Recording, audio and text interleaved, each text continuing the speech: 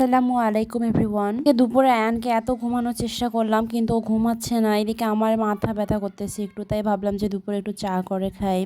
এদিকে চা খাইলাম, ওকে একটু টোস্ট ভেজাই দিলাম। বিকালে আবার ওর বাবা বলতেছে চলো বাজারে যাই, একটু টুকিটাকি বাজার করে নিয়ে আসি। আচ্ছা সবজি কিছুই নাই, তো যেই কথা সেই রেডি হইলাম। এদিকে ওর বাবা আবার টাকা উঠাইতেছে, আমরা একটু এসির হাওয়া খাইলাম। টাকা উঠায় সোজা বাজারের দিকে রওনা দিলাম। প্রথমেই মাছ নিলাম, এখানে কাজলি মাছগুলো নিলাম। পাঙ্গাস মাছ ওর বাবা নিতে চাইছিল, কিছুদিন আগে পাঙ্গাস মাছ নিছিল, ওর কিছু মাছ আছে।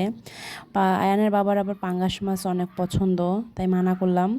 এদিকে কাজলি না কলম্বো ইলিশ মাছ এগুলা বলে, সেইটা মাছ নিলাম। এদিকে কাঁচা সবজিও নেওয়া হলো কিছু। নেওয়ার পর আমরা খেতে আসলাম। বাইরে আসছি আর আয়ানবাবুকে পরোটা খাওয়াবো না সেটা তো আর হতে পারে না। আয়ানবাবুকে পরোটা খাওয়াইলাম আর আমরা দুজনে ডালপুরি খাইলাম। তার শেষে আমি একটু চা খাইলাম। এই তো এগুলো বাজার করে নেওয়া হইলো।